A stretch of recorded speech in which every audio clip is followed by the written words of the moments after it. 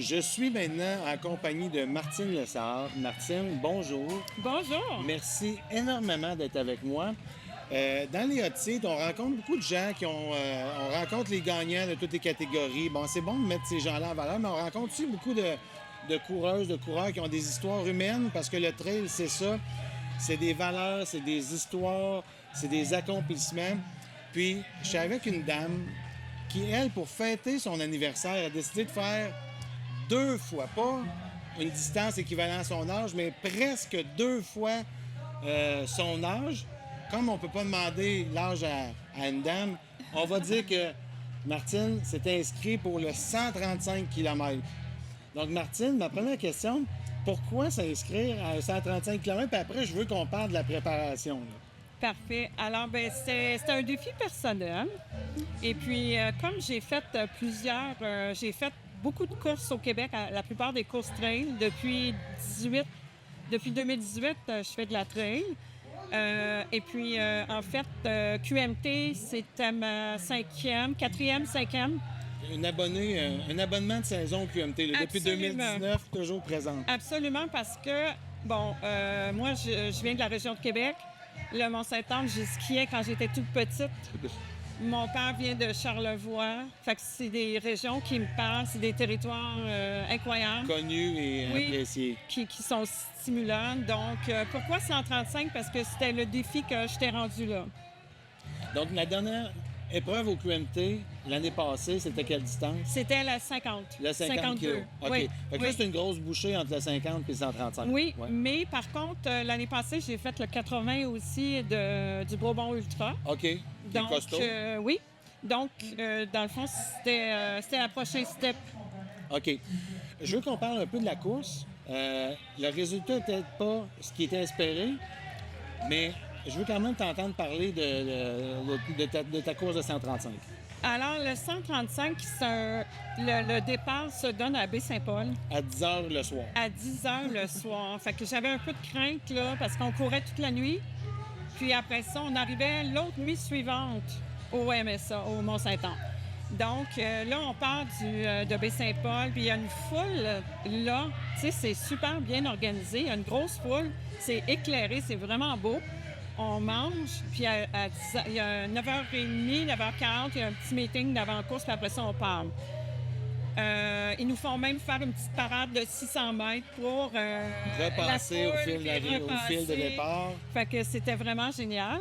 Puis là, on part la nuit, puis on court toute la nuit. Moi, habituellement, quand je suis seule, je vais courir avec des écouteurs. J'entends la musique, ça me distrait. Là, je les ai pas ouverts de la nuit. J'entendais le son du vent, l'eau, les ruisseaux, les chutes. C'est vraiment génial. Donc, j'ai pas eu besoin de ce divertissement. Puis, on jasait beaucoup avec les autres coureurs. C'était génial. Fait que moi, j'ai couru mon premier 50 km. C'était un de mes meilleurs à vie. OK. Ça allait super bien, mais à peu près au 40e, j'ai commencé à avoir des problèmes gastriques. Et j'ai fait une erreur. J'ai oublié, quand on prend les électrolytes, le sucre surtout, il faut boire de l'eau. J'avais oublié ma gourde d'eau.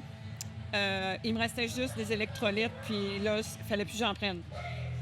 Fait que là, j'avais un 15 km à faire pour le prochain ravito sans être capable de régler cette situation. Fait que ça l'a pas fait. OK. Fait que rendu au 67e à Cap-Griban, j'ai dû malheureusement abandonner après 70 km et 3000 mètres quand même. J'ai fait la moitié de dénivelé.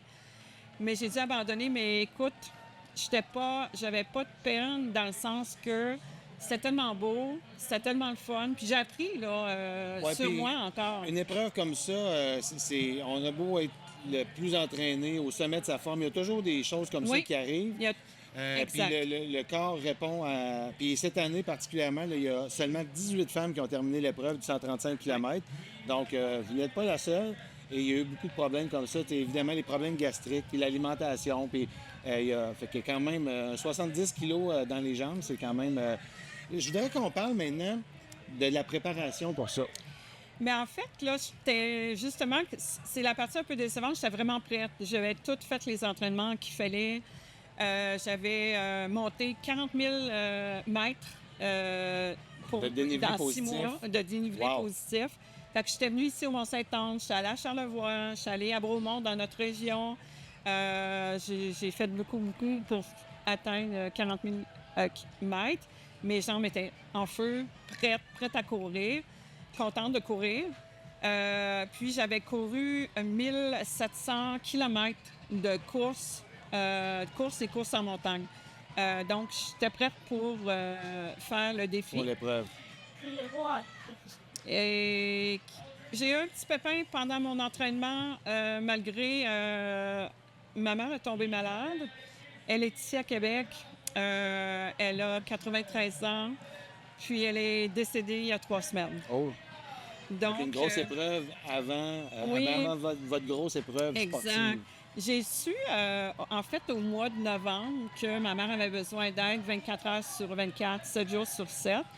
On est 5 enfants chez nous, heureusement, qu'on s'est partagé la tâche. Mais ma mère, elle voulait pas que je lâche mes défis. Elle voulait que je réalise mes défis. Et puis, je m'en allais en Afrique en février avec la clinique du coureur Oui. pour aller courir avec les Kenyans. Ma mère a fait le voyage avec moi à travers les yeux de ma sœur qui s'occupait d'elle pendant que j'étais en Afrique. À tous les jours, je communiquais avec elle, j'envoyais des photos, puis j'expliquais ce que je faisais, ce que j'avais vu. Puis elle était contente de retrouver ses valeurs d'enfant dans ce que je voyais là-bas. Parce qu'on parlait beaucoup là-bas, les enfants se chicanent pas, c'est inclusif, il n'y a pas de compétition. Fait qu'elle trouvait que c'était des valeurs humaines qui collaient à sa façon de penser. Et elle a fait le voyage en Afrique. Puis, elle avait demandé l'aide à mourir ma mère. Donc, ma mère était arthrose sévère. Puis, elle ne pouvait plus avoir ni ses jambes ni ses bras. Elle ne voyait plus non plus. Donc, elle est décédée le 5 juin. Il me restait comme 3 semaines, un mois. Là, un mois, on dit 3 semaines parce que la dernière semaine, c'est l'affûtage. Ouais. Donc, On est court plus, pas beaucoup. Donc, il me restait 3 semaines pour mon entraînement quand ma mère est décédée. Puis, elle a couru tout le long avec moi. Elle m'a donné ce qu'il Une fallait. bonne dose d'énergie. Oui. Donc, Oui. vous avez concilié cette très grosse épreuve-là avec votre entraînement. Et vous me dites que vous avez même un emploi à temps plein. Fait que Oui. Martine Lessard, je pense que vous êtes une force de la nature. En tout cas, très inspirant. Vraiment. J'espère qu'on va vous revoir ici. Je suis certain que vous avez encore Certainement. plein de défis à réaliser. Je le vois Absolument. dans vos yeux. On ne peut pas vous arrêter comme ça. Merci énormément d'avoir partagé ça avec moi, mais avec tout le monde aussi. Merci. C'est, quand on parle de belles histoires humaines qui vont au-delà du sport, je pense que puis c'est le fun d'avoir ça dans la grande famille du KMT. Merci énormément d'avoir pris le temps de partager ça avec Merci nous. de m'avoir reçu. C'est J'apprécie. un grand plaisir, puis vraiment très inspirant à écouter. Bravo. Merci beaucoup.